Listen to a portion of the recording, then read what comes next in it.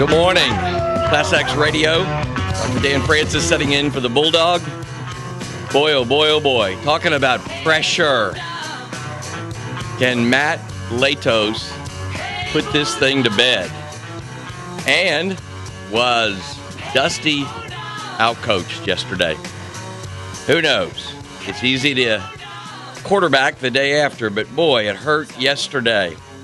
Reds fall 8-3 to the Giants. Series tied 2-2. They had to drop Cueto off the roster a few hours before the first pitch because he was still bothered by that strained muscle in his right side, which we thought was simple, but it's not simple. Bad news for the Giants. No team has recovered from a 2-0 deficit in a best-of-5 series by winning 3 on the road, and the Reds haven't dropped 3 straight at home all season. Does that give you hope, Garrett? Gives me hope. It gives Denise hope. I have some hope. Very little hope. I have very little hope. Yeah, our backs are against the wall really now. are. I mean, they just turned the tables on us. The high we were feeling 2 days ago is completely gone. Gone. And now it comes down to today, one game to win it all. Hurts, but let's let it hope. Hopefully, it will hurt good. There are a lot of things going the Reds' way. Yeah, I mean, they play well against Matt Cain. Matt Latos is pitching really well, and he pitches typically really well against the Giants, which he did in game one. That's right. He has a little bit of an edge to him too. He likes the stage. Yeah, he does. It'll be interesting. I wish the game wasn't at 1 o'clock. I can't believe that. It. Yeah, be at work. You don't get a lunch break? No. Headphones? It's a part-time thing. I mean, I can watch the first hour, so I can get there too. But headphones? You listen to it? No, I won't even be able to listen to it. You can't listen to it for then. free anywhere. man. I'm going to have to game track it, watch it online, basically. Quote of the day. Epictetus is this guy's name. A ship ought not to be held by one anchor, nor life by a single hope. This guy was a stoic. You know what a stoic is, Garrett? It's a guy that shows no emotion. He lives by reason alone. Are you stoic? He's a stowaway. He's a stowaway. He's a stowaway. All right. I don't know. Do I live with no emotion? In the morning sometimes. Well, I think after 9 o'clock. Yeah. I think all of us right at About the beginning. 7 o'clock, yeah. We start the days with stoically, and we end it frivolically. We end it with some fun. Today, Real big. Too big of a word for our hillbilly word. listeners, Dan. I tell you, I want to stretch the vocabulary while I'm here. Today in history, 1492. Does that sound familiar? Columbus's ships sight Great land. Sailed the ocean blue. That's right. 1868. Thomas Edison patents his first invention, the electric voice machine. Great Chicago Fire in 1871. Finally, it was extinguished after 3 days. 300 folks lost their lives. Didn't that start from like a lady's cow kicking over a lantern or something? Something in a barn? small, yep. Something very small. One of the scarier things, Albert Einstein informs FDR of possibilities of an atomic bomb in 1939. And 1950, the FCC issues the first license to broadcast television in color to CBS. And one that I know the Bulldog would want us to mention today is 1975, Bill Clinton weds Hillary Rodham. And there's silence in the room. That's what I was going to say. What do you say? Happy anniversary? That's right. 1975, Saturday Night Live premieres with George Carlin as the host. 2 quotes from George. Some national parks have long waiting lists for camping. When you have to wait a year to sleep next to a tree, something is wrong. I think he's right. And then for those of us who live in Cincinnati, he says, if the Cincinnati Reds were really the first major league team, who did they play? You know, George had a way of asking questions that had no answers. George was quite a guy. 1981, an unknown rocker by the name of Prince opens for the Rolling Stones at the L.A. Coliseum. And in 1984, the first spacewalk by a woman, Dr. Catherine Sullivan. 1992, the first three-way Chile presidential debate. Just wanted to make sure you were listening there. Three-way Chile. I'm just kidding. Okay. Three-way presidential debate. I was going to say. I got to make sure you guys are awake. Three-way, yeah. Got to make sure you guys are Sounds- awake this morning. Well, that made me hungry. Yeah. That's right. Yeah. Famous birthdays, Michelle Wee, and then Michelle Trachtenberg. Do you all know who she is? Nope. Nope. How about Dr. Bones? Nope. Remember that show? Yeah. Is that Dr. Temperance Bones. She plays on that. I never watched it either. The show called The Bones? Show Bones. Yeah, the show Bones. I never watched it. I was going to say. I'm sorry, I got that wrong. That's Emily. I'm talking about Michelle Trachtenberg is the Buffy Vampire Slayer girl. Oh. There you go. I had that one backwards. Okay, Luke Perry. Did you know he was an Ohio guy? Born in Mansfield, Ohio, Beverly Hills, 90210, and then Joan Cusack's 50. We know Steve Young, don't we? Those dreaded 49ers. And Henry Heights Company. Heights, as in tomato. Ketchup? That's right, ketchup. Oh, Heinz ketchup. Heinz ketchup. Okay. Heinz ketchup. Oh, French fries. Now you're getting hungry. Yeah. Actually, I was before I came in, so you're just making it worse. All right. Do we have a traffic report this morning, Denise? You know what? I'm just kind of looking around. Pretty quiet out there so far. There's a few cars out there this morning. I did have to kind of go around a couple to get here a little faster. We have also days of the week that I couldn't miss. Bookkeeper's Day, Sausage Pizza Day, but the one that will bring love is the Marital Bliss Day. And for our first rocker, have I told you lately? This is ClassX Radio. Hey, Bulldog. Hey, Bulldog. ClassX Radio, this is Dr. Dan Francis setting in for the Bulldog. Continuing the news of the day, military deaths, Naval Culinary Specialist, Second Class Milton Brown, 28 years old, Dallas, Texas. He died August the 4th from non-combat related incident in Spain. He was assigned to a Strike Fighter Squadron 137, Lemoore, California. Never easy to talk about that in the morning. Our scripture for the day, have no anxiety about anything, but in everything, by prayer and supplication with thanksgiving, let your requests be made known to God. That's Philippians 4:6. I always like the Message version. Don't fret or worry. Pray. Let petitions and promises shape your worries into prayers, letting God know your concerns. 3-day forecast today, sunny, high of 63. Friday, sunny, high of 61, a low of 38. And then Saturday, partly cloudy, high of 74, a low of 61. The feel-good song of the day, Kiss. I Was Made for Loving You. We're going to hear that later. But I asked folks in the studio here, do they know Gene Simmons? Everybody did. But then I asked if they knew Shannon Tweed. And there was nodding of a couple of heads. Shannon is his wife, and she was a former Playmate of the Year. Playboy model. Playmate of the Year. Can't believe I didn't know that. I can't either. I was going to say, but that was probably way before your Little time. before your time. Yeah.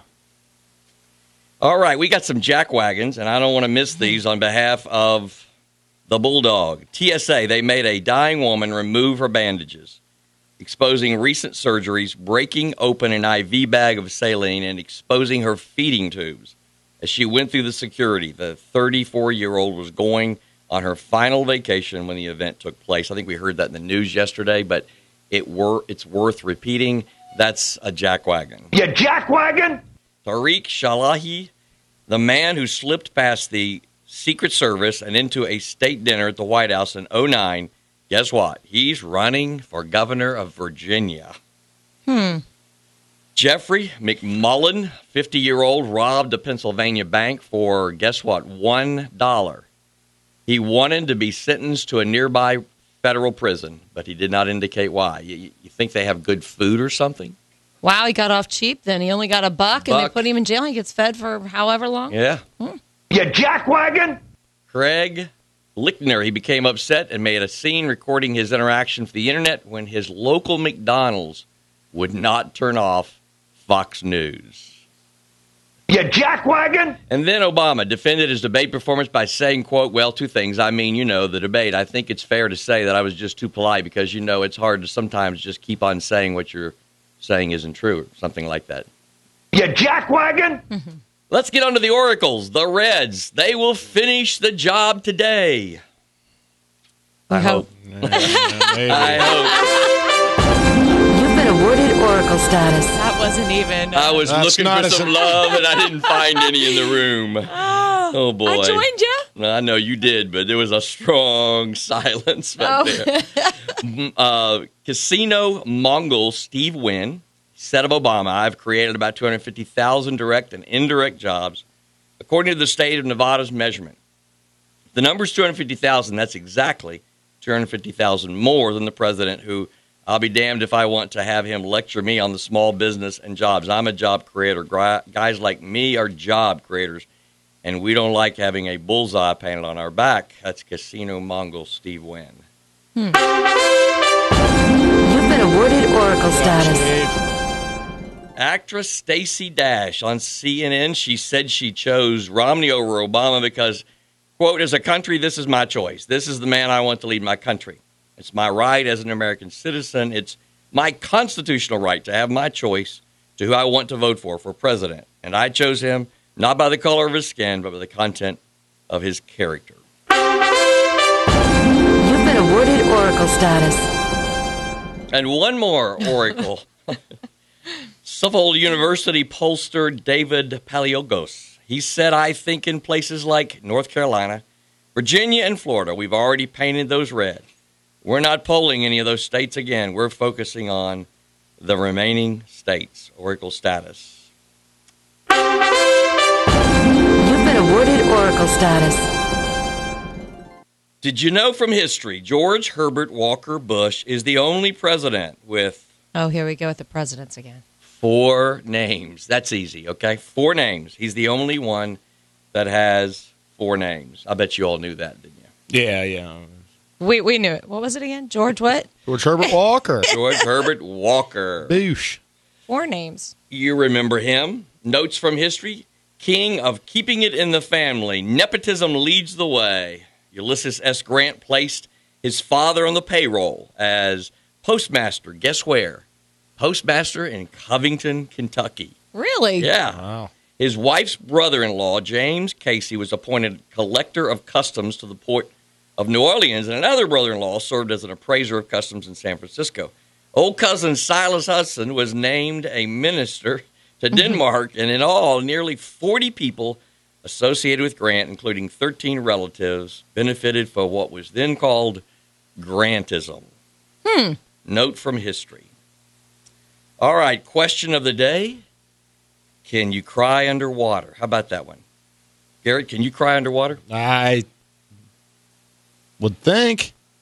Never tried it. You'd have a hard time breathing, but you could cry. Yeah, you can't breathe underwater. breathe. We've established that. I think you could cry, though. Of course, men never cry, so Denise... Is it more like the tearing up kind of thing? I think it's a belly washer kind of cry, where you just really... Well, I'd probably gutting it choke out. to death and die then. That's right. I would be taken on water and not That's coming right. up. Virtue of the day, humility. You remember Camelot, Sir Lancelot?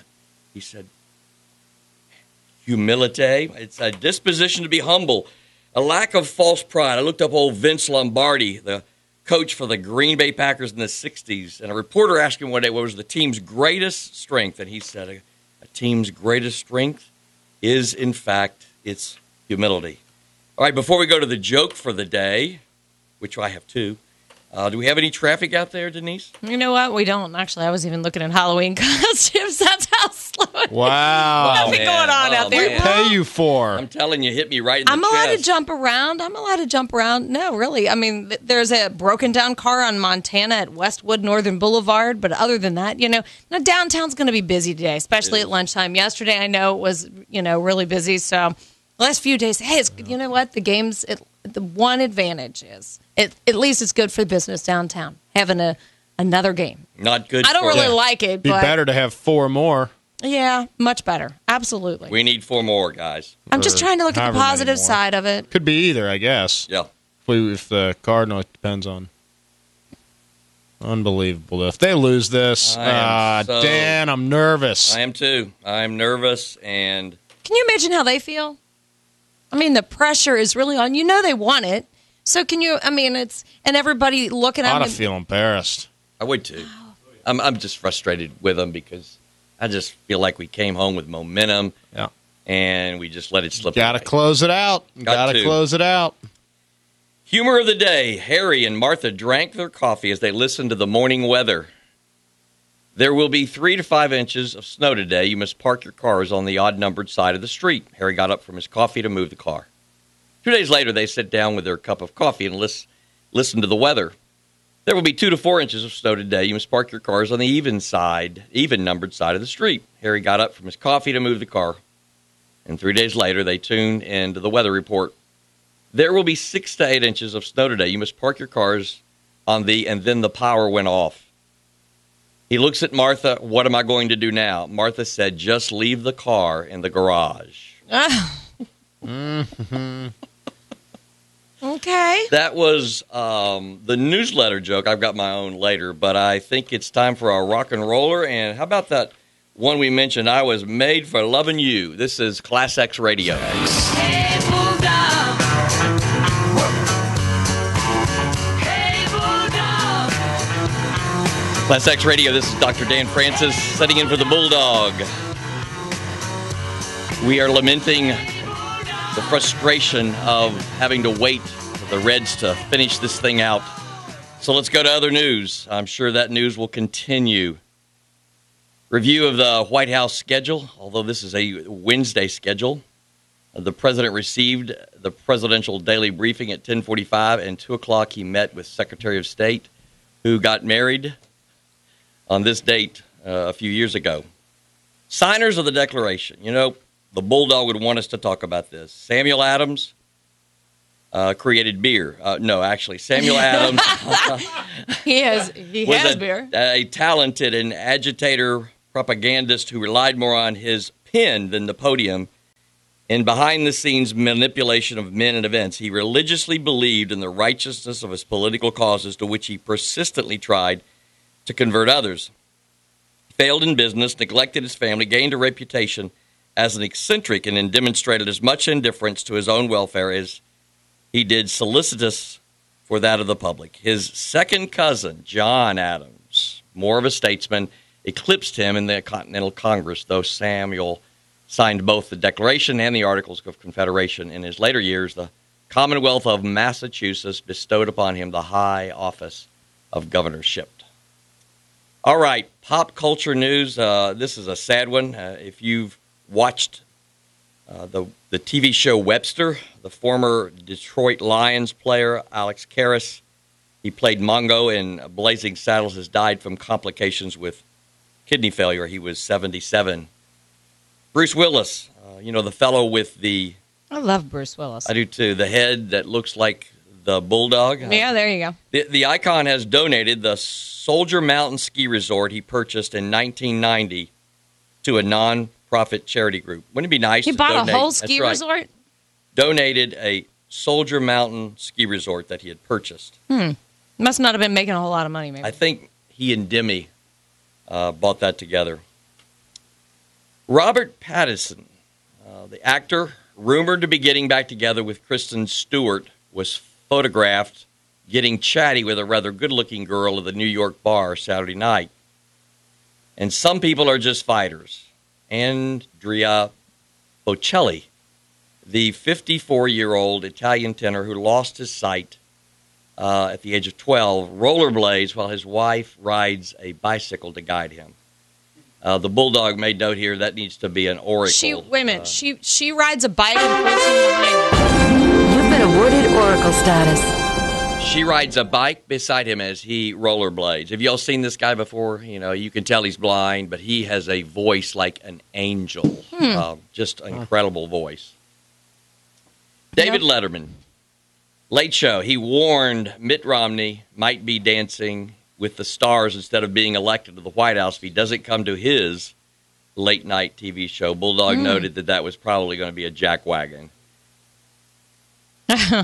You jackwagon? There you go. Button didn't work. I was going to say, he found the button. He found the button.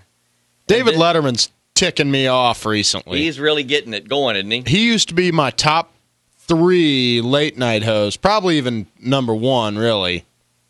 But God, he's just such a liberal, Yep. and he's just getting, I don't know, something about him is. Well, it's in your face. You know? Yeah, it's a little bit of. I really believe expect this, or the late night host. You really do expect them to take both sides and kind of banter back and forth with it. Yeah, I mean, just make fun of Just both. make fun of both. But when you really make a landing on one, And that's what that's what he's doing. Yeah. That's what a lot of them do. And I mean, anyway, I think Conan does that.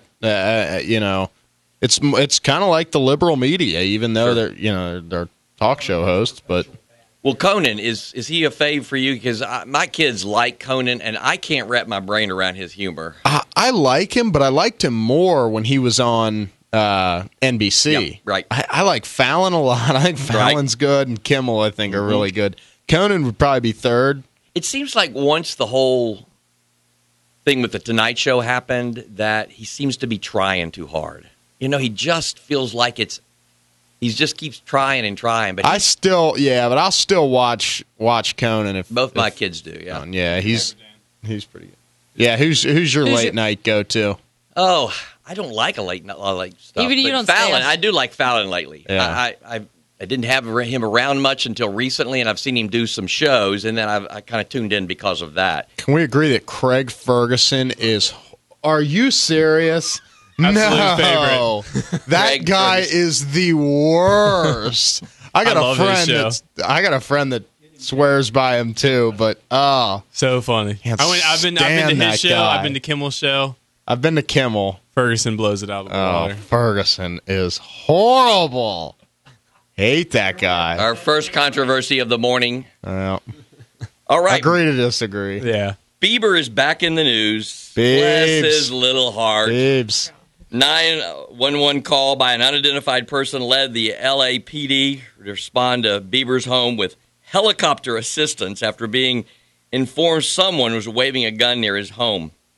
The prank, known as swatting, has sent cops to Ashton Kutcher and Miley Cyrus's home as well, costing how much? Tens of thousands of dollars in public resources. I did not know that. Yeah, I've heard of this. I heard about it the other day when it happened to Kutcher. What is it? And somebody does something stupid so that the SWAT team gets called. And That's- of I was course, what? And then the What? SWAT team shows up. well, somebody Over top of somebody's running around with a gun, so the quickest way for them to get there is to bring in the helicopter, at least they say, and then they bring the helicopter in, and it's a cost. All that cost is, Oh my gosh! Yeah. And especially in L.A., Oh. it is quicker to bring a helicopter, and yeah, it's just stupid. Oh my gosh! I had no idea. These people are getting arrested. What's that called though? Swatting. swatting. Huh. Dumb people. Hippies. And you can't have culture news without mentioning Lindsay Lohan. Goodness. Police were called to Lindsay's mom's house in New York after a fight they had in a Lindsay's limo. She accused her mom of being on cocaine and ended up with a gashed leg in the domestic incident. Please deliver me from the trivia.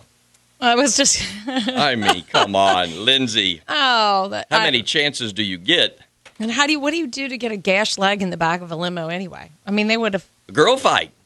mom Yeah, and daughter though. That's not. That's a girl fight, man. I haven't seen many of those. I haven't either. But, of course, I grew up in the interstate. I grew up in Holmes High School, and we had a few. And the men just surround them and just cheer. And Yeah, It's- we rooted on. It's a, Why- it's why? a little Awesome. crazy. I was going to say, why would they do that? Because you can't imagine girls fighting. Why would the guys circle around, or why do the girls fight? Either or, but I mean, I'm surprised there aren't more girl fights. I guess maybe there are, just don't see them. But To be fair, the guys will just circle around a guy just fight, because too. They will. They will. Just because it's like a train wreck. They gotta watch. Cheer 'em Exactly, on. yeah. Let's go. Everybody Okay. watches. One more. Prince Harry's wild Vegas vacation. The chair of the Vegas Convention and Visitors Association said, God bless Prince Harry. He made us a bunch of money. Vegas received an estimated $23 million in free publicity from Harry's leaked photo incident. I don't get that. I don't mean, either. what is Vegas? I mean, if you didn't people don't know about Vegas before that happened, and now they you all just of a sudden be reminded, do, I guess. It just pumped it back up. Well, guess what? It took away their whole theme. What happens in Vegas doesn't stay in Vegas. I mean, my goodness. That's true. Their campaign doesn't work. Oh, that's right. They ruined it. They ruined it. There you go. Yeah. Well, I do have a couple of accidents, Dan, if I do? throw them in. Yes. Yeah. Let's go with the accidents. One on Route 4 at Sims, the other at Taylor Mill and Hands, so watch for that. And, as far as the rest of traffic starting to slow down, especially through the cut in the hill, but I just wanted people to know that there were a couple minor problems out there. Maybe not for the person in the accident, but... All right, this is ClassX Radio. Let's do some rocking. Little Billy Joel, Dan? Let's do it. ClassX Radio, this is Dr. Dan Francis, pastor at Latonia Baptist Church, stayintheroom.com, and I'm here with the gang. We are looking at some local news. Romney is campaigning in Lebanon on Saturday. He'll visit the Golden Lamb in Lebanon. Anybody been there to eat? Yep.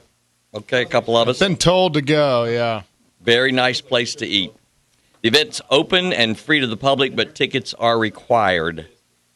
4-year Dayton. What's that? It's open to the public. It is, but you have to have a ticket. The way I think you do that is you go online, mittromney.com/OH. See what one of those tickets costs us. You keep going with your news. It doesn't cost. But they have to have a ticket, so, well, you know what? You just have to go through. You just have to get the ticket. Yeah, you just have to go through the issue. Yeah. Now, does that mean you're going to get one and go there and try to sell it, Denise? Hawking the tickets. Denise is thinking about going up there and making a buck. Money. Yeah, need to make some I money. wonder if she was thinking about doing what that guy did on the field the other day, run out in front and make a big scene. You should do that and get it on camera, put it on the Bulldogs website. Wow, maybe a YouTube Get a little video. publicity. Get a little pub on get like 1 million hits. Right. I don't think she likes handcuffs.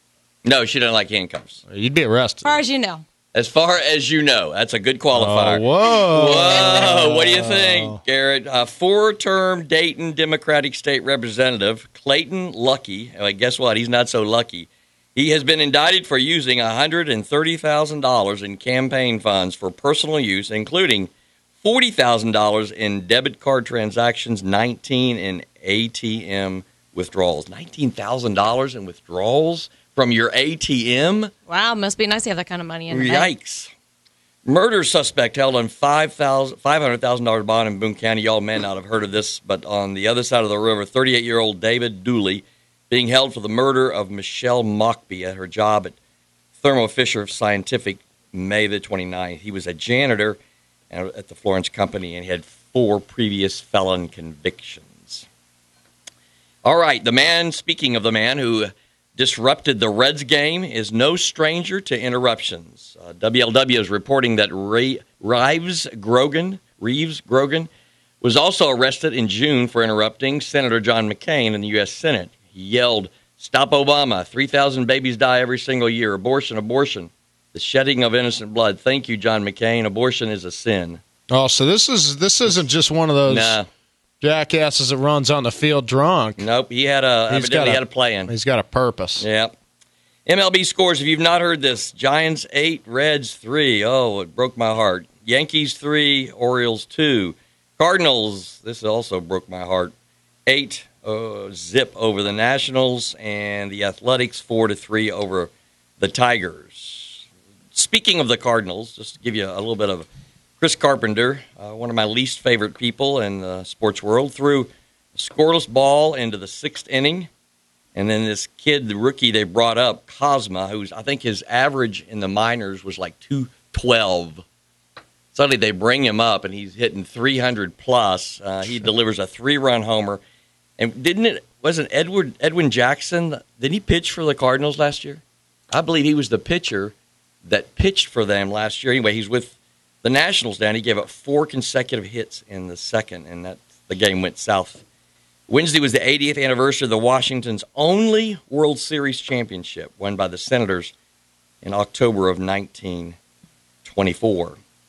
The 3 top Major League Baseball earners, I think, is worthy of mentioning because Guess who the first two play for? Anybody guess? Yankees. The Yankees. Who we got? A-Rod. A-Rod at 33.5. And CC Sabathia? You got your Jeter. He snuck in Jeter? there. Yeah. I was surprised at that, too. I would have thought CC Sabathia. I thought he took a little pay cut. I did, too. Highest paid this year? Evidently.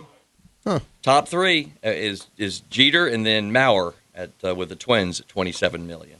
Wow. Miami University's athletic director is leaving. Brad Bates will leave Miami for Boston College. And then the Browns linebacker, I don't know if you saw this was in the local paper, linebacker Scott Fajita criticized Roger Goodell, the commissioner, for his handling of the New Orleans St. Bounty case, and he's saying Goodell committed an absolute abuse of his power. Abuse of power. What do you think about that Bounty thing? I obviously think it happened, and I think the defensive coordinator, what was his name, Greg? Vitt or something? Yeah. I know he was a coordinator for the Titans when I was in Nashville, but I think he just kind of bellied up and said everything. And then after they had warned them 3 years previous to that, because evidently they came to a meeting and the Goodell said, guys, if it doesn't stop, I'm coming after you. And he did. Yeah. Good for him. Yep. Lance Armstrong, I don't know what you think about this one, but I tell you, I wore my Living Strong material this morning. I'm a Lance Armstrong fan, but I'm kind of a Dan Patrick guy, too. Dan Patrick, I listen to him regularly. He's a sports guy. Dan, for a long time, has been saying, he's guilty. It's just a matter of the details coming out, and his feeling was he's guilty. The whole sport did it, but doesn't make it right. He's guilty. Anyway, the U.S. Anti-Doping Agency reveals 150 pages of testimony from 11 of his former teammates of the 7-time Tour de France champion, detailing the most sophisticated doping scheme revealed in professional sports history, saying Armstrong ruthlessly forced teammates to use performance boosters. What do you think about that, Garrett? Yeah, I mean, I agree. I think he's guilty as charged. When you get 11 guys that say, yeah, he did it, Well, he's done so much good. He has. He has. But still, I think it was off the chart. Heard he's a jerk, though. I've heard that certainly earlier. I read his biography early on. It's not about the bike or something like that. And he had gone through some times where he was really a jerk. Yeah, but was beginning to put it together. And I think a disease, dealing with cancer, it'll get your eyeballs straight real quick. Well. Robert Griffin III, he has been cleared to return to the Redskins practice after suffering a concussion in the Sunday's game with Atlanta. I don't know if you saw that hit, but that was nasty. Mm-hmm. And I'm just got to tell you, Robert, you are a hurdler. Learn to fall. Learn to get out of bounds. Yeah, and that's the thing. I'll never like one of those. I mean, I think Robert Griffin, great fantasy player. I'm a big fantasy football fan, so he's great for that sort of thing. Him and Mike Vick and Cam Newton, although they're both kind of having down years this year. But that's the thing that happens with a running quarterback like that. They come into the league, they run all over the place, and then eventually they just get hit too hard because they get hit too much because they run too much, like running backs. Linebackers in the NFL run like defensive backs in college. I mean, they just are fast, and just will clean your clock. They won't miss. Yep. And when they see you running around because there's so many rules against them, when they have a free shot, they're coming after you. All right, how about traffic? Well, we're still dealing with a couple of the same problems. The accident at Route 4 at Sims and Taylor Mill at Hands Pike. And then, because of the game today, there are going to be some closures again. I mean, they're closing a little earlier, Merring Way. That's going to be closed between Broadway and Joe Nuxall, and that's going to start around 9 a.m. this morning. And then Joe Nuxall Way will be closed between Freedom Way and 2nd Street starting around 10:30. So just expect some heavy traffic, too, downtown today. ClassX Radio. ClassX Radio, this is Dr. Dan Francis filling in for the Bulldog. You need to get a word to us. 859-816-1354 is my mobile, and you can text. Also, ukguy.dan@gmail.com. This meningitis thing is continuing to keep its on the front page. Meningitis strand is throwing doctors for a loop. Doctors are finding current cases of meningitis caused by tainted spinal steroid injections. Hard to diagnose, and as the strand is causing a number of those infected to present signs of a stroke rather than signs of meningitis, which leads over to the Florida story. Florida governor is confused over the number, and he delivers a surprise caller to callers. While giving out the number to the fungal meningitis hotline, Governor Rick Scott mixed up the number and gave the number out of an 866 adult phone line. When people called the number, they heard, "Hello, boys. Thank you for calling me on my anniversary." Oh, my gosh. Well, sometimes you just need a laugh, and he stepped into that one. The other thing that I thought whether or not we should mention, but, of course, yesterday, Jerry Sandusky was sentenced. The Pennsylvania State Employees Retirement System has moved to revoke the convicted offender's $59,000 per year pension. Sandusky's lawyer says the agency is trying to throw some red meat to the public. The Sandusky thing, I've read until I'm blue in the face about it, but basically the Sandusky case with the serial raping of young boys while a coach at Penn State football program finally ended Tuesday, and as one of the writers that I read yesterday said, it ended as it began, in denial and delusion. It's really right. He claimed 8 young men were motivated by attention, financial gain, and prestige. Now think about that. Would you go on trial? Would you stand before a man who had abused you for attention, financial gain, and prestige? No, I would think that would be a really difficult thing. I don't think so. You'd have to live with that. Maureen Dow calls it moral dystopia. Now, again, she used a 25-cent word, but basically what she's saying is everybody is good until they're tested. And in this case, they were tested and found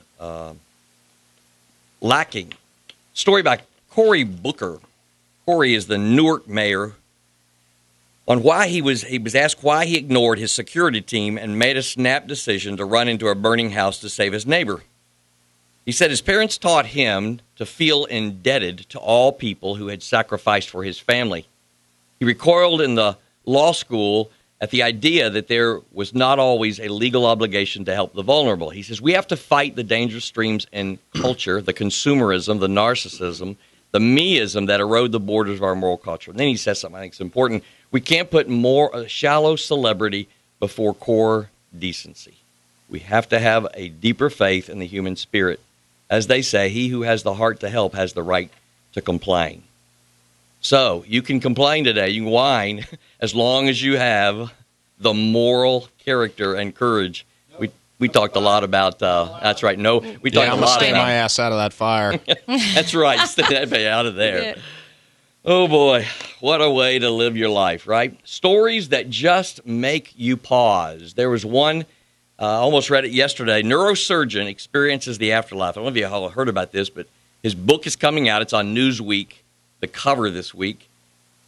His name, Eben Alexander, taught neurosurgery at Harvard Medical School. Currently, he's now at the University of Virginia. He believed that near-death testimonies are the result of trauma to the brain and not out-of-body experiences until it came to him. It came the week of his conscious brain stopped. His story is making headlines, and his upcoming book is entitled Proof of Heaven. In the fall of 2008, he contracted a very rare bacterial meningitis. For 7 days, he lay in a deep coma, his body unresponsive, high-order brain functions totally offline.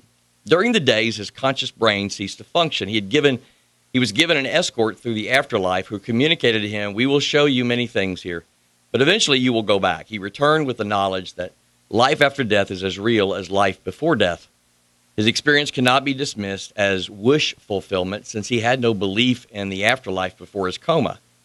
Nor can it be explained physiologically. There is no scientific explanation for the fact that while his body lay in a coma, his mind, conscious, inner self was alive and well. While the neurons of his cortex were stunned to complete inactivity by the bacteria that had attacked them, his brain-free consciousness journeyed to another larger dimension of the universe, a dimension I'd never dreamed existed, he said, which the old pre-coma me would have been more than happy to explain with a simple impossibility.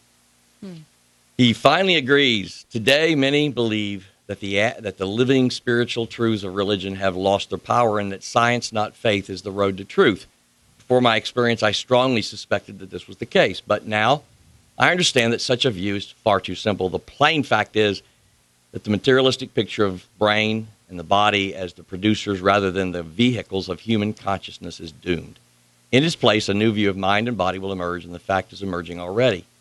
This view is scientific and spiritual in equal measure and will value what the greatest scientists of history themselves always valued above all, and that is truth.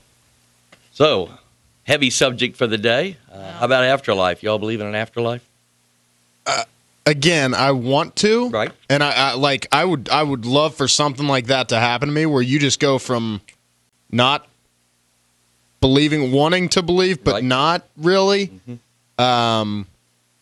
And I'm still open to any of those ideas. But man, for something like that to happen, for a guy that educated Right. to think his whole life, you die and you die. And then do a complete 180. Yep. Pretty incredible. Gives me kind of hope. It's like, Sure it does. maybe it will happen. Well, I think we all would like to understand it in our heads, but ultimately it comes down to a faith experience. But I'm like you. I would love to be a no-brainer moment in time, although I told you about mine yesterday. I feel like I had a no-brainer moment in time. I feel like a lot of religious people They do. Yeah, they do. So I don't know what makes that happen, but Well, what do you think of that? I mean, Garrett, I do find it really interesting because you keep saying you want to. Yeah. What do you feel like keeps you from? Where's the question kind of? I mean, my two boys, like I said, raised them in a Catholic church. They went to church all the time, and then you would have thought they were brainwashed by the time they got out of school, but no, they completely kind of went the opposite way. You know, St. Mattress and Springs is about as far as they get on a Sunday morning. But you keep saying you would like to, just because you would like to know as a fact. That's just it. Whether it's like a just 2x4 believe, upside the head. Yeah, just believe that there's somewhere you go once you die. Mm-hmm. But for me, it's kind of like that guy. It's like the science, the logical thing to believe. I even hate to say that because I don't want to put people of faith, but that's just kind of how I'm. And it's not like a lack of a religious background. I guess I didn't go to church often growing up. We might have gone like on holidays and stuff. And both my grandmothers were devout. I mean, they would church every Sunday. Worked in the church, everything like that. And then it kind of was lost on my mom and dad a little bit. Like they both had religious parents, and then they didn't go as much when they got older, and then now, we your generation, my generation just doesn't seem to. And I shouldn't say my generation doesn't go a lot, but just because my parents didn't go as much after they got out of high school, left the house, they didn't go as much, and then obviously when we were being brought up, we didn't go to church that much, but. I'm not against believing in it. And like I said, I want to, because that would almost give you this, like, okay, there's something after this, and I struggle with that. It's like, geez, it's it, you get one turn. So it's like, and you have people you lose in life. You're like, oh man, what happens? It's the great unknown. It is. Well, and I appreciate your honesty. I was shocked yesterday how much you were open to that, and I think you're a classic seeker. You're open, and as long as you remain open. No, I'm not. Yeah, I'm not anti or don't I don't want to believe. I just Well, I mean, just to stay on that for a second, because a lot of people that have those near-death experiences or the mind and body kind of thing. There was an author, and I can remember I had this book. It was an atheist professor, and he had a near-death experience, and the caption on this is, "In Hell Left Him Changed." And he actually wrote a book about that. He's from Fort Thomas. He was a professor out at NKU, Howard Storm. And, or no, wait a minute. That's not his name. Howard Stern? No, it's Storm, and not Howard Stern. No, I think he's still... I think he's still the atheist. Howard's had I don't know anything out-of-body about him. I want to say that. But, I mean, I just, Sure. You kind of wonder because I know my grandfather, you said you kind of had, so there has to be something to that. It's funny you mention him. Last night I mentioned this story to somebody at my church, and they knew this man while they taught with him at Northern, and said his whole life was dramatically changed. Oh yeah, I mean, and the book is actually really interesting. I mean, it's just so. But that's a kind of interesting thing. Well, let's come back to that in just a moment because I want to talk about this report that came out a couple days ago about the fact that the decline and the largest number of decline in people in and around religion are the number of the nuns. You're just not going anywhere. Not N-U-N, but N-O-N-E-S. Nuns are the largest increase. Okay, we got ClassX Radio. Let's rock. ClassX Radio, this is Dr. Dan filling in for the Bulldog. We've been getting some heavy thoughts going here, so we're going to continue that. The Protestant report that came out really a couple days ago, I've kind of watched it from a distance. For the first time in history, America does not have a Protestant majority. The Pew Forum on Religion and Public Life released a new study indicating that only 48% of adults in the U.S. are Protestants. First time the numbers have fallen below 50%. Is this because Catholics are growing or Protestants are declining? Partially. Catholics were up 0.5% last year, while most Protestant denominations declined 1 to 3%. It's true that a growing number of Americans consider themselves non-denominational and thus do not count as Protestants. So that probably has something to do with it. But the real issue is the number of what we call nuns, N-O-N-E-S.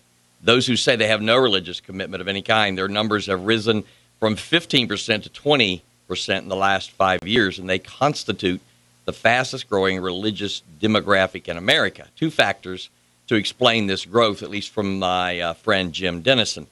First, fewer people who drop out of church are continuing to identify with their denomination. It seems the stigma associated with not being a part of a religious community has declined, making it easier for people to tell researchers they really have no strong religious affiliation. Second, he says, and far more significantly, the number of young adults who affiliate with religion is at an all-time low. He says, while only 9% of people 65 and older claim no religion, 1/3 of adults under 30 have no religious affiliation. Researchers don't expect them to become more religious as they age, indicating that religious commitment in our nation will continue to decline in the years ahead. So this precipitous fall in church attendance among young people coincides with what we call an unprecedented emphasis on user-friendly churches, contemporary music, market-driven growth strategies. We have more media-savvy ministers and churches than ever, but we're reaching fewer media-savvy Americans than ever. And so what his point is, a deeper problem is at work. For reasons that would take longer than this essay to explain, our culture has bought the lie that truth is subjective and ethics are relative. Today there's your truth and my truth. It's conventional wisdom that you can be spiritual but not religious, and that denominational creeds and traditions are outdated and irrelevant. The vast majority of Americans still say they believe in God, but many don't know what that is. So how true is that for you and your belief system? How true is that for me and my truth system? And what would it take if you are an active seeker to become a spiritual truth person? And I think usually it's one word, it's experience. You have to have some kind of profound moment in your life where you say, okay, I get this. I'm ready to move closer to that reality that I think is God, and I'm willing to put that in a place in my life that becomes very personal. How does that work for you? Who you've been real honest about your journey from Baptist to Catholic, and now it's. I mean, pretty much. I'm kind of. I go to Crossroads. Do you? So that's one of those media savvy churches. But you know what? I tell you, I actually will sit and take notes. I've never done that before. In in the Catholic Church, you stand up, you sit down, you pray, everything is set. Okay. There's something, and I'm not knocking any religion. It's just I feel like I get a lot more when I go to Crossroads. I mean, the music touches me. The just what they're talking about. I don't feel like they're preaching to me. They're talking to me, and I just get more out of. You ever gone to any place like that, Garrett? Yeah, actually, not Crossroads, but some friends of mine took me to their church, which is on the east side of town, called. Now I'm going to blank on it. Oh, but they just built a. It was in Indian Hill, and then they just built a new one in kind of like the Newtown area. I know who you're talking about. Yeah, church called. Yeah. I forget, but yeah, it's kind of like that too. They play like rock music. Yep. It's real like more of like discussion, conversation type, not really preaching. Well, you would be surprised at our place. I do. We're going to come. I do notes from my iPhone. I have a Pro Presenter on my iPhone, and I slide my notes on the screen behind me from my iPhone. I mean, we have video stuff. Every other week we have a praise band. I think in America today, you're going to have to open those doors. And absolutely. I mean, somebody like me, even that, like, you know, my mom could go into a Catholic church and knows all the hymns, and just because she had to do that all growing. I mean, she had 5 sisters, 1 brother, 7 of them. You know, big Catholic family. Grew up on the West Side. I walk into a Catholic church and I'm like looking, you know. Okay, Mom, what's going on here? Next? You know, what is it? You know, and it's not relatable to people of our. You know, I think they have to evolve. That's the one thing I will say. I mean, like a Crossroads, and that's the only one I've ever been to. So I know there's the Vineyard, there's some big churches like that. But the amount of people, I will sit in there and look around. It's amazing. It really is. Three different services, you know, on a Sunday. I mean, I think they have them on Saturday. I've never gone, but the amount of people is amazing to me. They do an amazing advertising job, and they just moved into Florence, you know. They've put in a satellite over there, and they're doing incredibly well there. Brian Tome, the pastor there, I know him. Yeah. His sister was in my church in Nashville, so he used to come. I was a part of a New Start church there called Crossroads, and so I've been around that idea, that concept, that, you know, of being open in what we call user-friendly church. And I'm all for it. Hey, listen, if it connects with people, if it's real to you, and nobody gets by that, the leaders don't embarrass you. And Brian's been a quality leader from the beginning. He's been the original pastor from the beginning, and they do a great job. They open their arms to other churches. They do multiple ministries, and they do a thing every year with all the churches in the area where you do a 4 to 6 week study called Journey. And it's very, very well done. So you got to take hats off. They're doing a really good job. Well, it's just about faith. It's just about believing. It's about God. It really doesn't matter what religion. It's just how you practice and what you believe and that you believe. So that's right. I don't know. Maybe Garrett, that would be a good thing. They don't sing hymns really either. You know, I mean, it's very. I have to say, it's very different every time I go. I feel like I leave. I enjoy it. Yeah. We do outlines at our place too. You fill in the notes, you know, the whole thing. That's awesome. All right, we got the Doobie Brothers coming up. Long Train Running. Hey, Bulldog! ClassX Radio, this is Dr. Dan Francis filling in for the Bulldog. We have gone deep and wide here, but we're going to keep going deep and wide. How about a nun caught stealing beer nets $200,000 YouTube hits in 3 days? The video on YouTube shows the person dressed as a nun steal a beer from a drink cooler, then put it underneath her clothes. The person then steals another beer and a bottle of water. It's not clear where the video originated. You think it's real? Well, I don't think the nun was probably real. I was going to say, I don't think that's. I don't. She was probably somebody just dressed in that. You could fit a whole lot under something like that, I guess. You could. You should go as a nun for Halloween. Should I? I'm going to go as. You go as the NUN. I'll go as the NONE. That's good. You could be like the Kate Upton nun in that one, what was the Three Stooges movie that just came out? What'd you think of that, Dan? I didn't get to see it, but I'm a Three Stooges guy. I saw the pictures. I didn't see the movie either.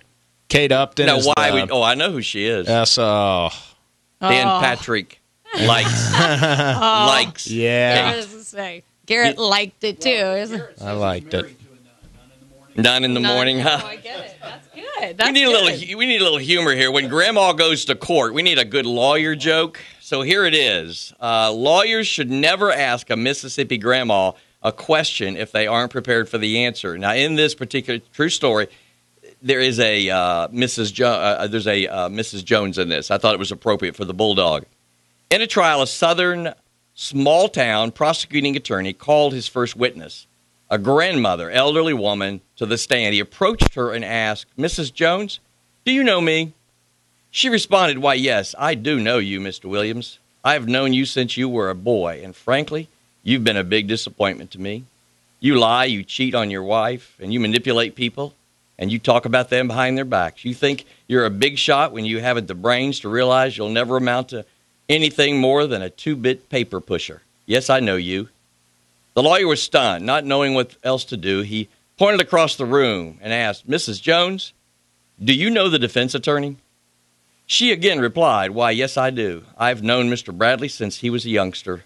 He's lazy, he's bigoted, he has a drinking problem, and he can't build a normal relationship with anyone, and his new law practice is one of the worst in the entire state.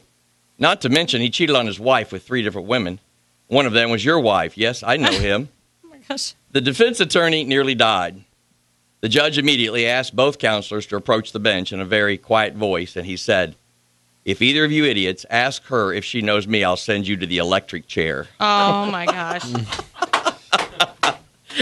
I couldn't resist. I could not resist. That's good. Couldn't resist. I'll tell you, you got to have a good laugh for the Bulldog while he's out. While he's out.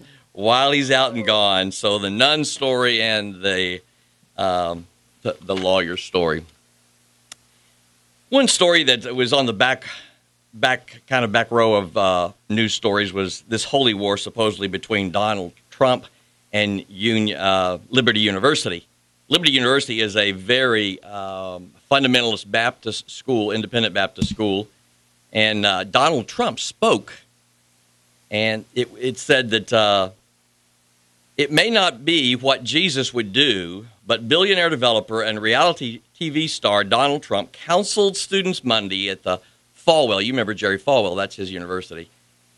Falwell's family, Liberty University, not to turn the other cheek, but to get even with adversaries. Liberty student Isaac Alexander Ebert took issue with Trump's get even remark. Jesus was not looking to get even for himself. He was standing up for truth and for those who lack the power to stand up for themselves.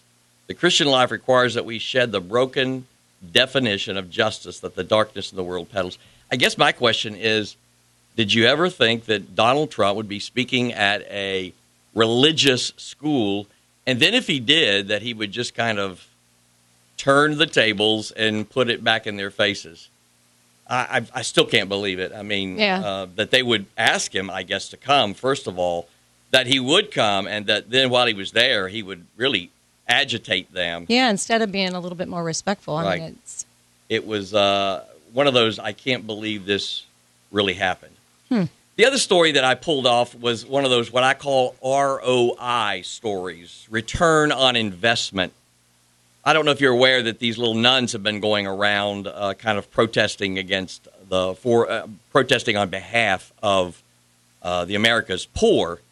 And this representative from Colorado told Think Progress at Wednesday's presidential debate he doesn't think much of a group of Catholic nuns who travel across the country this year to highlight the plight of America's poor and the impact that the House Republican budget would have on the neediest.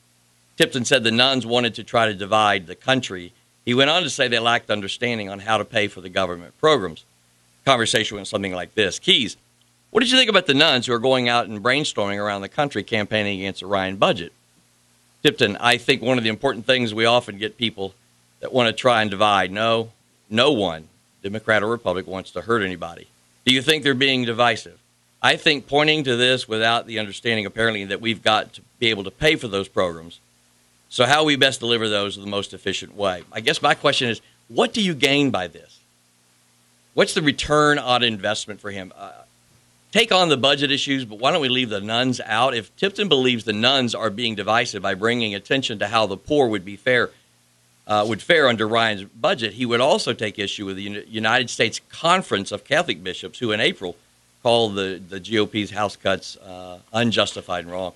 My point on this is not even to get political as much as there's lots of other people to attack beside a bunch of little nuns. right. What's the return on investment of attacking nuns? There is none, as far as I'm concerned. There's none. Okay. As far as I'm concerned. Yes, sir.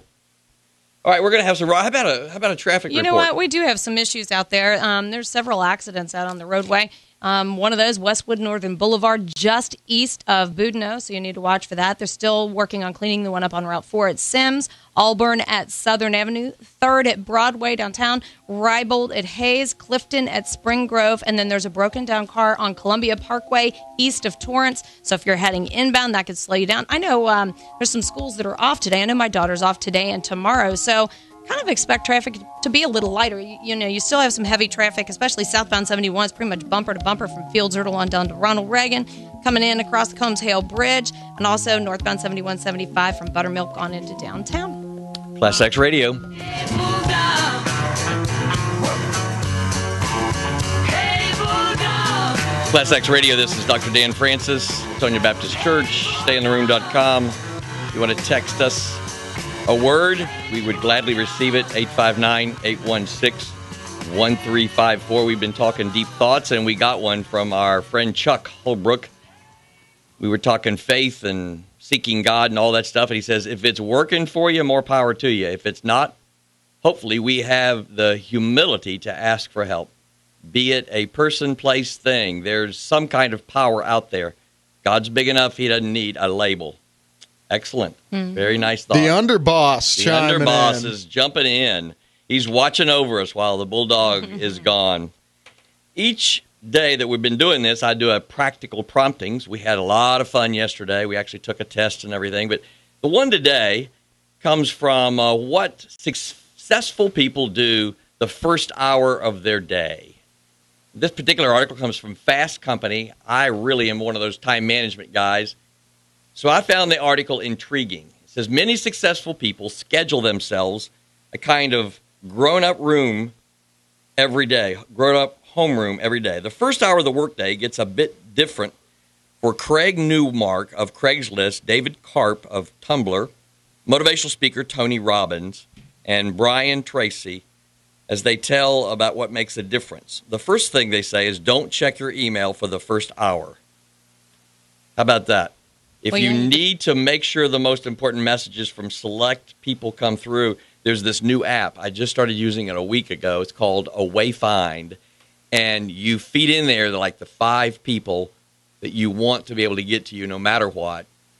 I kind of wonder why don't they text you. But he's saying if lots of people operate by email, you will get an alert like a text on your phone immediately. And I've been doing that, and I do. Mm-hmm. But I've gotten to where I try not to check email, except when I'm doing the ClassX Radio. Of course, I check it early because I want the latest. But I try not to check email but 2 to 3 times a day. Because you get distracted. Easily distracted. Secondly, gain awareness and be grateful. Tony Robbins, if you're not familiar with him, he's an interesting guy. Suggests setting up what he calls an hour of power, or 30 minutes to thrive, and 15 minutes to fulfillment. Light exercise. He does motivational incantations, 10 minutes of thinking of everything to be grateful for. Obviously, for a believer, you pray, you just try to focus on things that you're grateful for. The third one is do the big, the shoulder-sagging stuff first. Brian Tracy's classic time management book, Eat That Frog, gets its title from a Mark Twain saying, if you eat a live frog first thing in the morning, you've got it behind you for the rest of the day, and nothing else looks so bad. So do the big shoulder-bending thing early on so you can say, hey, I got that done. Get it out of the way. Get it out of the way, the big thing. He says, choose your frog. This was the other thing I thought was interesting. Choose your frog. Choose your frog and write it down on a piece of paper that you'll see when you arrive back at your desk in the morning. In other words, choose the thing you have to get done, put it in your seat, and so when you pick that thing out of your seat to sit down, you don't get distracted, email, or all the other stuff, and so you choose your frog and lay that thing in front of you. Next, ask yourself if you're doing what you want to do. He quotes Apple CEO, former Apple CEO Steve Jobs. When I was 17, I read a quote that went something like this: if you live each day as it was your last, someday you'll most certainly be right. It made an impression on me, and since then, for the past 33 years, I've looked in the mirror every morning and asked myself, if today were the last day of my life, would I want to do what I am doing today? And whenever the answer has been no, for too many days in a row, I need to change something. Ask yourself, if you're doing what you want to do. Steve Jobs asked himself that every day. Isn't that interesting? That's very interesting. In yeah. light of the fact that he really didn't have much of a faith, and then kind of Hinduism, Buddhism, but I sense that he came to some better places toward the end. But here's obviously a sad story. Let me tell you a good story about Steve Jobs. Yeah. My son took a bunch of his sayings. My son's a computer nerd guru, and his company his company's called Help Scout. For any of you internet business gurus out there, you do an internet business, you need his internet software. It's called Help Scout. Because what you can do is pull up all the emails for a customer on one page. You don't have to slide through all those. Oh yeah. So he's selling that baby, and he'll be making money by the beginning of the year. He went to TechStar program in Boston. They interview 500 companies. I'll brag a little bit, and they choose 8 companies to come up and spend 3 months and write software. And his company was chosen. And now he's moved up there with his 2 partners. They have about 9 other people working for him, and they are doing this thing, and it's the dream. But anyway, right. One of his side projects was he took a bunch of Steve Jobs quotes, and he put them on a long framed picture, and just put them there and put them on YouTube and started selling them for all the money to go to this charity organization out in New York for third world country hunger. Uh-huh. Well, it went viral, and 3 weeks later, he had to shut it down. They made $125,000. Wow, in 3 weeks? And in 3 weeks, and they got a call from guess who? Apple calls them and says, "Can you take that down?" Because they don't want to sue them. You know, it's not their right, but it's all Steve Jobs' quotes. Right. They don't want to sue this organization that's doing something really good. But if they had been making money on it themselves, right, Apple has no fear. I mean, you're talking about angry. They had to come after them big time. But a neat story. It's hanging in my office. He gave me one for Christmas. But $125,000 to third world country for hunger. Yeah, and they were doing it. You'd think, you know what, Steve Jobs would have let them do it. Oh, I think he would have loved the idea. And then the final thing is customer service, or for your equivalent, that means customer service is what Newmark does every single day at Craigslist, responding to user complaints, smiling scammers and spanners. He almost certainly has bigger fish he could pitch in on a day, but Newmark says customer service anchors him to reality. I think that's, for me, being a pastor, it's going by the hospital to see somebody. I've been going by to see the same lady for 4 weeks now. He was in hospice, you know. She has no consciousness. She's just there. Gosh. And she's the mother of one of my high school friends. And so it's just odd, you know, that there's nothing there, and they keep waiting for her to die. But it's truly sad. But she's ready. She shut it down. She was living independently, said, "I'm done. I don't want anything. Let me be." 4 weeks is an awfully long time in hospice. Exactly. I want to jump in here real quick with this traffic. They closed Fairfield, or in Fairfield, they shut down between Dixie and Sims. There was an earlier accident we were talking about this morning, but they're trying to repair the power pole. So I guess car went into the pole there. They didn't really say that earlier, but so that area is closed there. So if you're traveling through there, that might cause you a little bit of a problem. So, I mean, you know what? I'll run through these other accidents real quick. 3rd at Broadway, Clifton at Spring Grove, Westwood Northern Boulevard at Boudinot, broken down car in Columbia east of Torrance. So watch for that. That always causes problems because Columbia Parkway is so small. And then there's an accident on the right shoulder, 7175, right around that 275 ramp. So watch for that. It's ClassX Radio with the Beatles in my life. Hey, Bulldog. ClassX Radio, Dr. Dan Francis, Latonia Baptist Church, stayintheroom.com, filling in for the Bulldog. We got our last hour going here. I guess I wanted to talk about the Reds one more time. Go around the room maybe and find out what's your biggest concern and what's the biggest strength you think. So, Garrett, what do you think? What's the good and the bad today? They've got to be able to hit. Yep. Yesterday, I mean, they've gotten the pitching other than really yesterday. Yesterday, you know, they put up, 8 runs or whatever the Giants did, but they got to hit the ball. They do. There are 3 runs, probably ain't going to do it. Nope. So, and they play Matt Cain. You know, they face Matt Cain for the Giants, who I think, I know they play really good against. They beat him in Game 1, and Latos pitches, well against San Francisco, and he's been pitching really well lately. So I just hope they can, that kind of success continues. But you never know. This is it. It's decisive. Lato's never been on this stage before. Yeah. Quite like this. You wish you had Cueto. I mean, that sucks. Really. Yeah, it does. I still can't. I can't believe it. Jake, how about you? Sort of the same thing. I'm not worried about pitching. Worried about them coming out, swinging the bat, hitting the ball, and having like a bit of a fighting spirit because I don't think I've seen that past two home games. It's kind of just been dead the last couple of games. Yesterday, they didn't look like they even cared. It was not a good game yesterday. There wasn't any sort of effort. I just hate that, and they've had their back against the wall. I mean, when Joey went down, I thought let's just stay within 5 games of first place. Yeah, yep. And then they took off. Yeah, that's when they really pulled away. He hasn't been the same. I was thinking about this yesterday. I wouldn't be surprised if that comes out after the season that he's still hurt or something. He's not.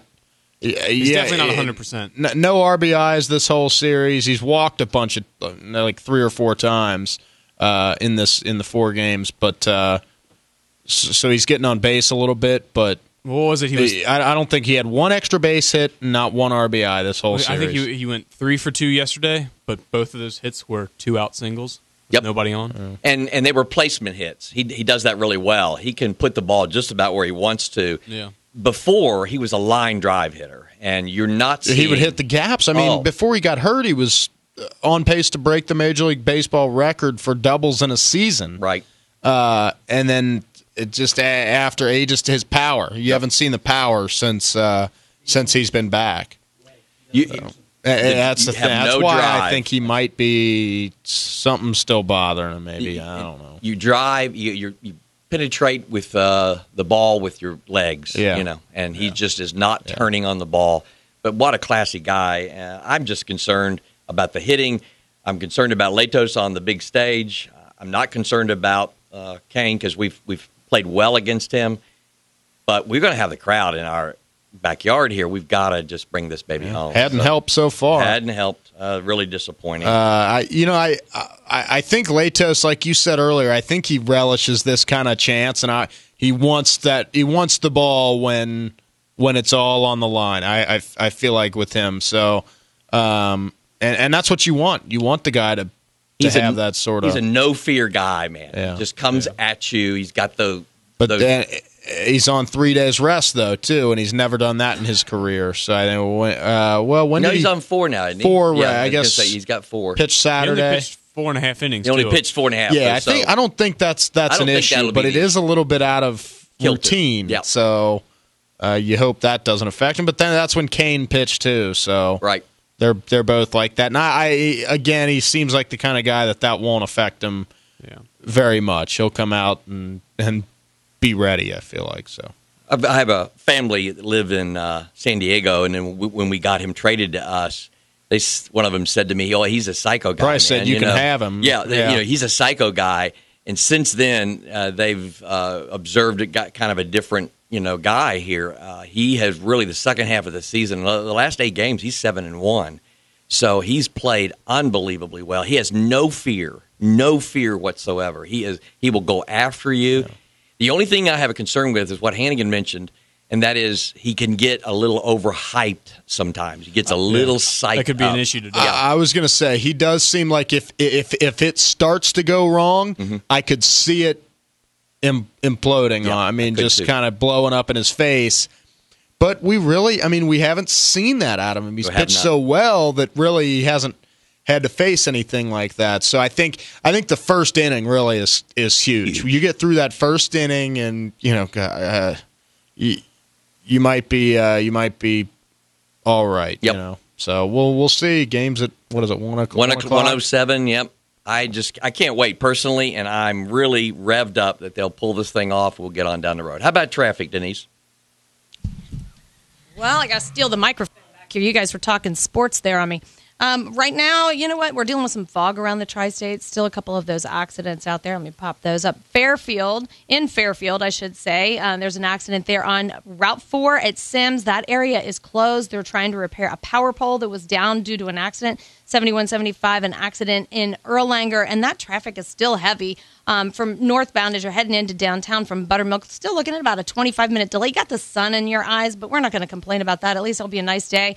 At least I hope we're not going to complain about that. Seeing some fog, too, some heavier fog on 275 right up around Loveland Madeira, that typical spot as you're driving into that. That traffic's still slow as you're heading on over to 71 from that Loveland Madeira exit, and some fog again right around Combs Hale. So it's not too terribly bad out there. That's right. We're not going to complain about the sun. I hope. All right. Neil Young, Heart of Gold. This is ClassX Radio. ClassX Radio, Dan Francis, Sonia Baptist Church, StayInTheRoom.com. Filling in for the Bulldog.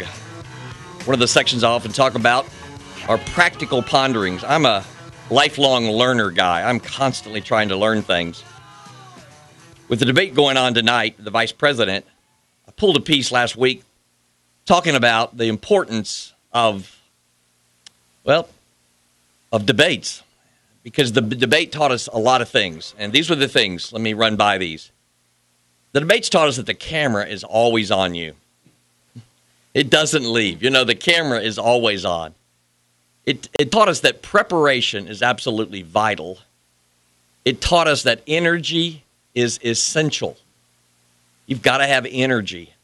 Rules are almost always broken at some point. And parallel all these to your life.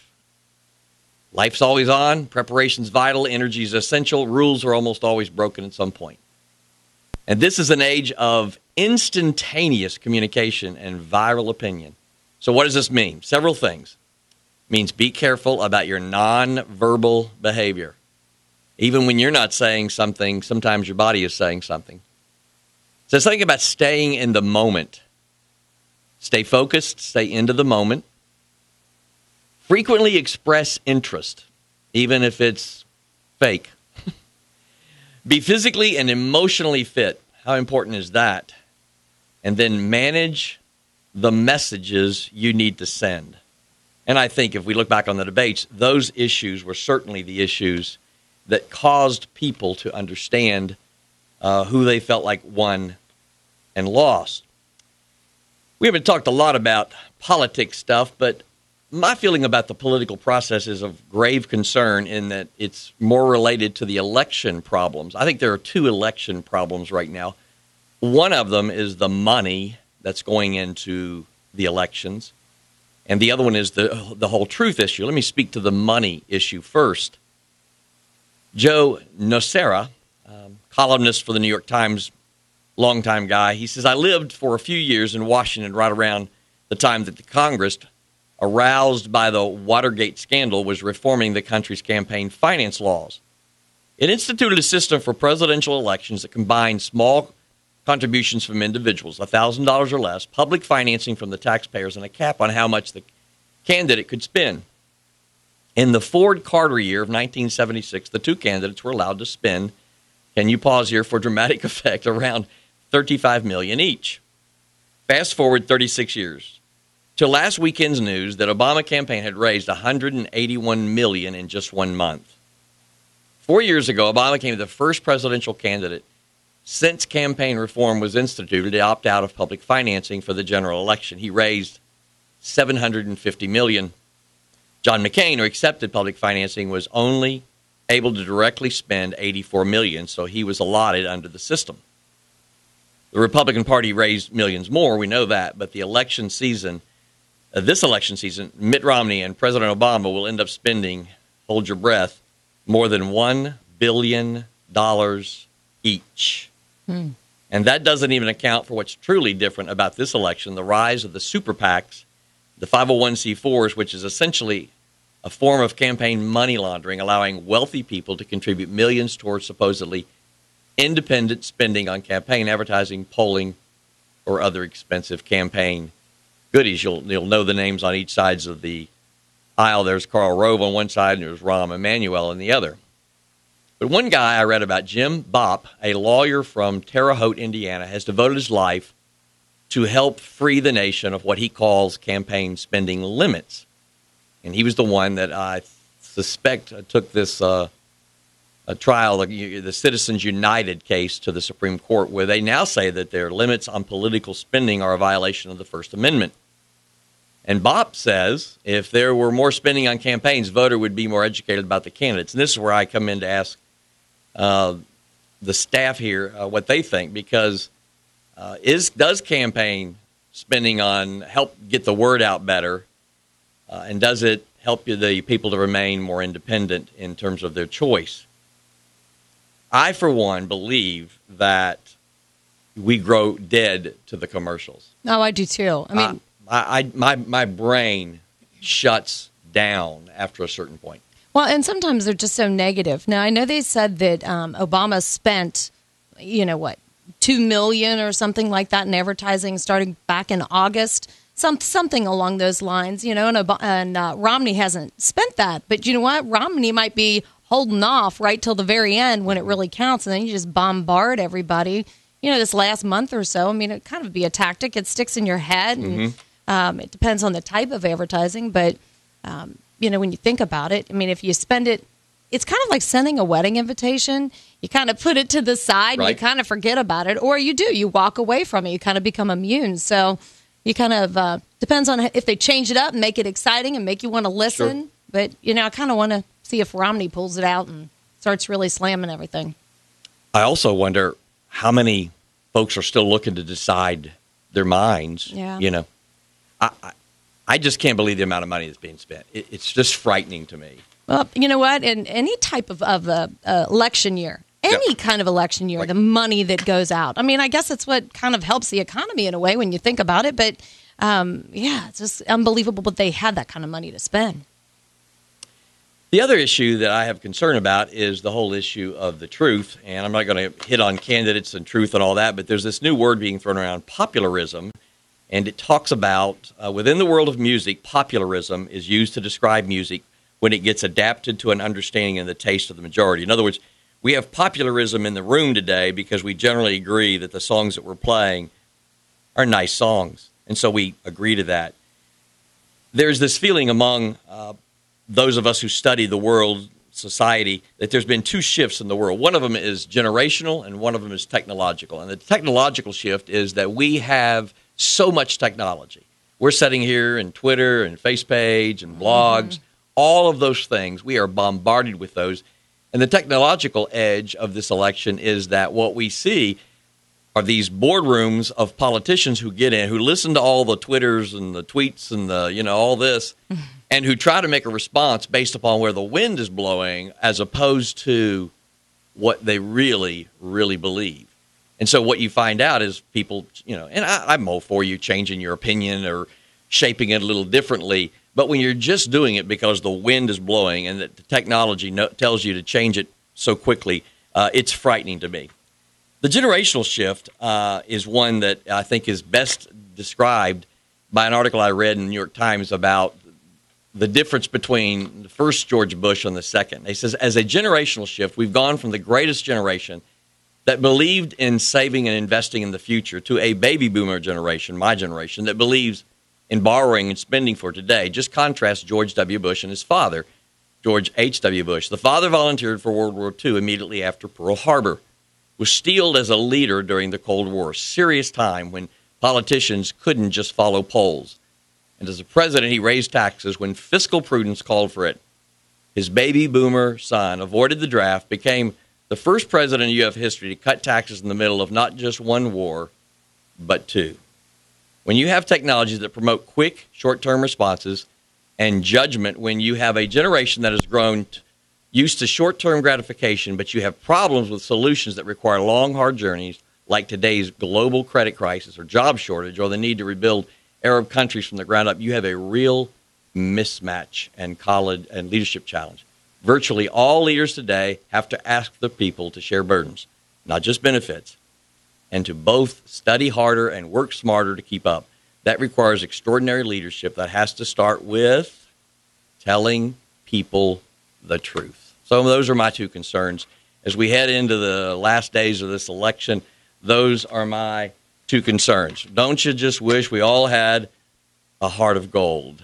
We're going to have Neil Young with Heart of Gold, and we're going to come back for traffic. ClassX Radio, we're going to traffic. Denise, what's going on out there? Well, you know what? We're still dealing with the closure. Power pole down due to an earlier accident this morning on Route 4 at Sims. There's also an accident with injuries on Loveland Madeira Road. Now, that is between Hopewell Road and East Kemper, so watch for that. They've cleaned up a couple of other accidents and problems that we've had this morning, so that's at least good news. There is just a broken down car on Austin Pike at State Route 741, so if you're in the Miamisburg area, that might cause you a little bit of a problem. You're still slow this morning on 75 right around the Ronald Reagan Merge, and then 71, 75, you got the sun in your eyes, but if you're heading into downtown, maybe... Well, it's a little early for the ball game, but, everybody has to get in there and get some. My daughter couldn't wait. She's going this morning, so she's, what time should we get up so we can be down there so we can eat and hang out and see everything? I'm like, I don't know what time you want to get up. So great stuff. Yeah. Reds, bring it home. Oh, we have to keep the faith. That's right. We have to believe in them. I know they've had a rough couple of days, but they got this far. So, you know what? That's more than they've done in the last several years. So we'll just keep the faith and tell them to keep going, and I think we still have to be behind them, Root them on. This is ClassX Radio. ClassX Radio. Dr. Dan Francis, Latonia Baptist Church, stayintheroom.com with the gang here.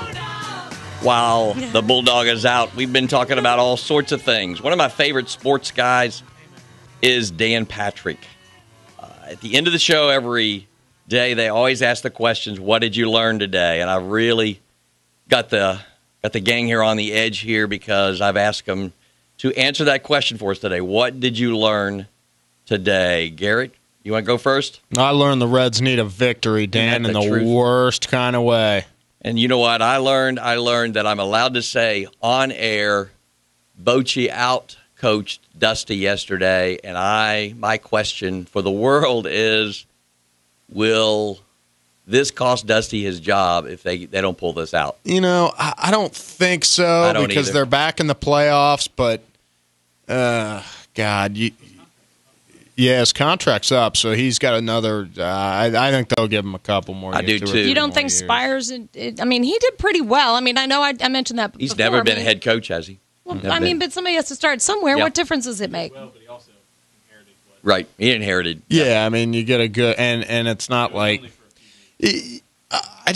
I know there are a lot of decisions to be made throughout the course of a year, but managing baseball is more about how the players react to you than really like the X's and O's. Really a good point. And in the NFL, you got to call the play. That's something on every single play. Yep. Snap. There's something to be called. In baseball, it's different. It's more how the players react to the manager, and if he can get them to come together and play as a team and be successful, and the players do. They respond to Dusty Baker. I don't know that'd be a popular decision in the clubhouse to fire him. That would be my question, because if it's not, I don't want him fired. But the other side of that, my wife gets on me about this. The other day, people are going to criticize his lineup all the time. Way or the one way or the other. The other day, we were listening to the game, and they said that Dusty has a really good relationship with the players. He takes them soup when they're cold and when they got a cold and stuff. And I just rolled my eyes and looked at her, and I went, "They don't need a daddy. They need somebody who's going to challenge them." And my whole feeling about they can't bunt means they surely don't practice it, and there doesn't seem to be any cost to not doing your job sometimes. So, the only time I can remember in recent years, he did get on Brandon for not running one out like 2 years ago or something. Brandon didn't run one out, but I don't know. I just hope they win, and this is a moot point. How about you, Jake? What did you learn today? Maybe that I'm not the only one concerned about the game today. Yep. Maybe that the whole entire city is a little worried. Yep. Yeah.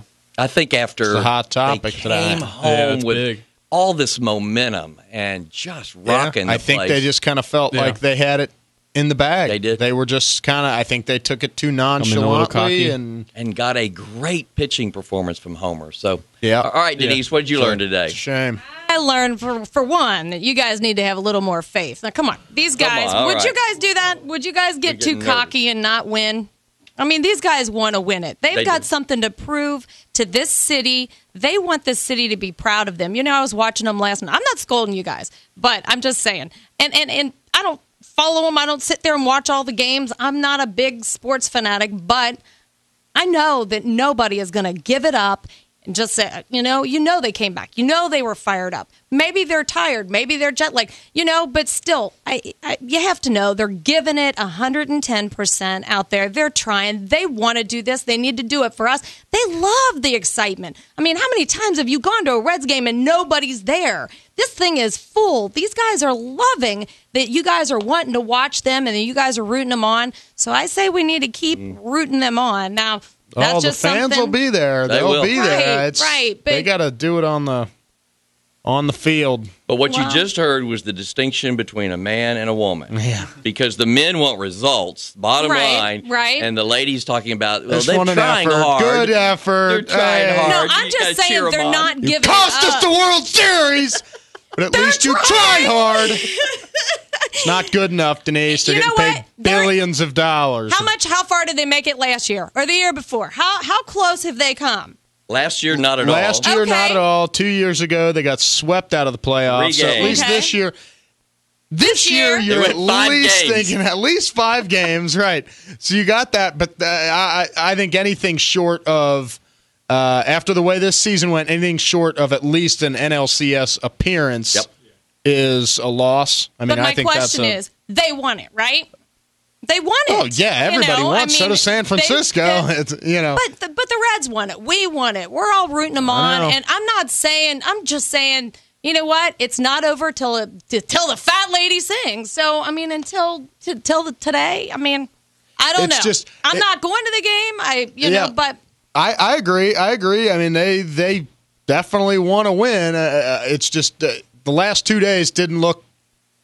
They just looked sharp the first 2 games, and then, like I said, just a complete 180. It's like, what do you mean? You come home, it's supposed to be your turf. You got their backs against the wall, stomp on their throat, and they couldn't. Now for 2 straight games, they haven't been able to do it. And now, if you don't think San Francisco's got the momentum, you're crazy. They absolutely do. Coming in here, I mean, just being in this game is really a win for them. Just getting it to a Game 5, and that's all they could ask for. All they could ask for is just take it one game at a time, and they did. Of all the games that's mental, baseball probably is more mental than any of the games because we play so many games. Yep. It's a long season. You have one team who looked terrible the first 2 games, who just got dog beat. They come home, they have nothing to lose. They have to lay it out there every day, and that's what they've done. Mm-hmm. And we've looked like we were playing not to lose, and they look like they're playing to win, and they're much more aggressive.